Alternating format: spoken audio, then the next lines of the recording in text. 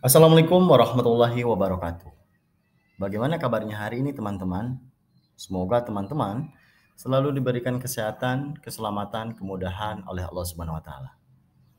Pada kesempatan kali ini, di sini saya ingin memaparkan mengenai koneksi antar materi, kesimpulan dan refleksi dalam penerapan pemikiran Ki Hajar Dewantara modul 1.1.A.8.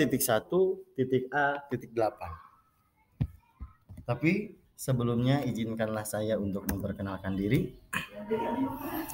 Saya Trio Agung Pamungkas. Saya berasal dari SD Negeri 2 Ancaran, Kabupaten Kuningan, Jawa Barat. Di sini saya sebagai calon guru penggerak angkatan ke-8. Untuk pertanyaan pemantik yang pertama, apa yang Anda percaya tentang murid dan pembelajaran di kelas sebelum Anda mempelajari modul 1.1?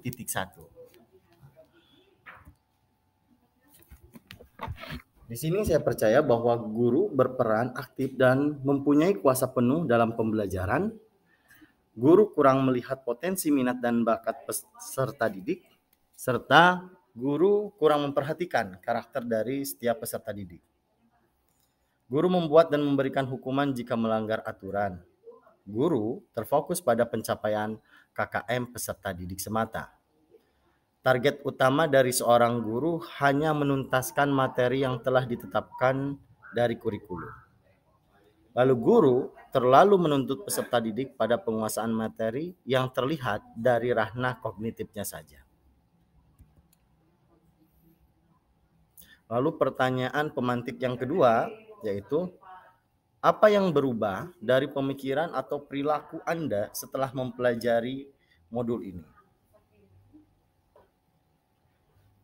Perilaku dan pemikiran yang berubah setelah saya mempelajari modul ini yaitu dalam proses pembelajarannya yang bersifat student center, di mana pembelajaran yang melibatkan peserta didik salah satunya dengan menerapkan metode diskusi dan demonstrasi.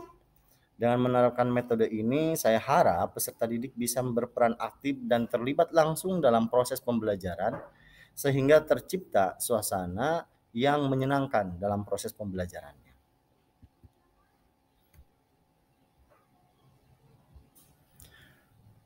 Memahami karakter dari peserta didik. Dengan menerapkan konsep merdeka belajar yang memberikan kebebasan dalam menyelesaikan tugas, menggali kreativitasnya, dan akan menghargai berbagai karakter dari setiap peserta didik, baik itu dari gaya belajar, minat, dan bakatnya.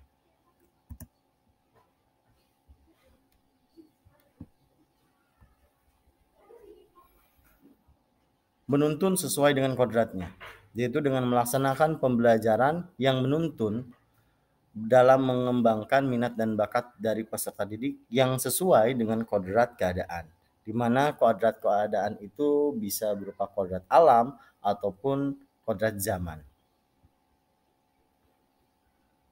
Lalu menerapkan pendidikan menuntun atau sistem AMONG. Peserta didik bukanlah kertas kosong yang bisa diisi sesuai kehendak guru. Akan tetapi, peserta didik belajar dengan minat dan bakatnya. Di sini guru harus bisa menuntun peserta didik agar tidak kehilangan arah sehingga dapat menebalkan laku peserta didik atau budi pekerti yang baik. Di mana budi pekerti yang baik itu melibatkan dari cipta, rasa, karsa, dan raga. Serta pendidikan merdeka. Peserta didik merasa bahagia dan tanpa tekanan karena pembelajaran dilakukan sesuai dengan kehendaknya.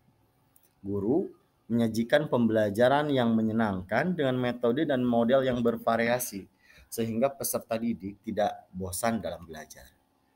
Peserta didik mengkonstruksi pengetahuannya dengan tidak ada keterpaksaan, sehingga pembelajaran yang kita berikan nantinya akan bisa dicerna dan bisa diterima oleh peserta didik.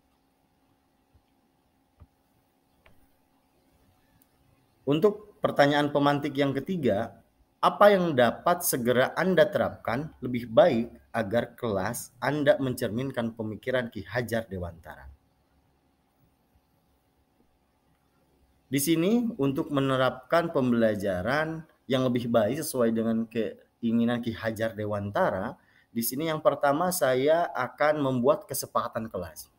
Saya akan menerapkan konsep merdeka belajar yaitu dengan membuat kesempatan kelas bersama peserta didik sesuai dengan profil pelajar Pancasila.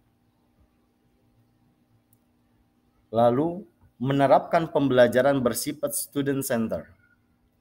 Dengan menerapkan pembelajaran yang berpusat pada peserta didik atau student center, dengan menjadikan peserta didik sebagai subjek pembelajaran, saya harap peserta didik akan lebih aktif lagi sehingga terjalin kolaborasi dengan terciptanya suasana belajar yang menyenangkan. Sehingga pembelajaran yang dilakukan di kelas akan lebih aktif lagi. Lalu proses pembelajaran yang berbasis kearifan lokal. Dengan mengajarkan dengan memperkenalkan kebudayaan setempat, tradisi setempat, saya berharap peserta didik dapat lebih mencintai, lebih mengenal, serta mau melestarikan kebudayaan lokal yang ada di daerah tempatnya tinggal.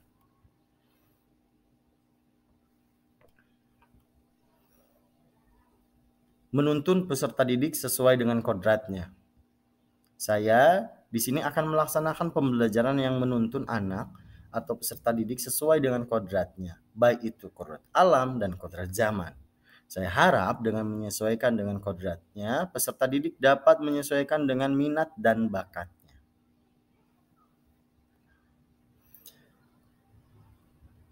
Lalu menerapkan konsep merdeka belajar.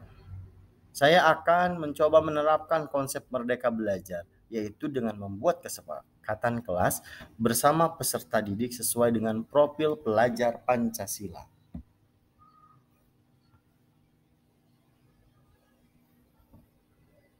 Pembelajaran yang disesuaikan dengan profil pelajar Pancasila.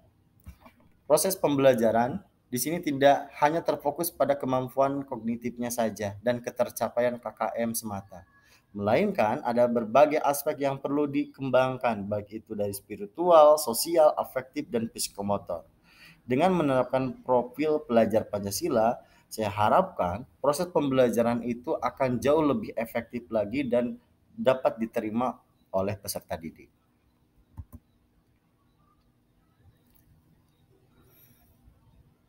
Contoh penerapan pembelajaran pemikiran Ki Hajar Dewantara di sekolah.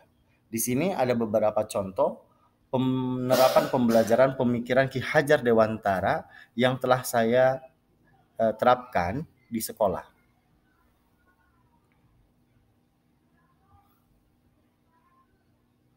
Kesimpulannya, yang pertama, pendidikan adalah menuntun peserta didik sesuai dengan minat dan bakatnya. Pendidikan bertujuan mengembangkan aspek kognitif, afektif, dan psikomotor. Pendidikan tidak melupakan kodrat alam dan kodrat zaman. Pendidikan sejatinya berhamba pada peserta didik. Mungkin itu saja yang bisa saya sampaikan. Kurang lebihnya mohon maaf. Wabillahi taufiq wal hidayah. Wassalamualaikum warahmatullahi wabarakatuh.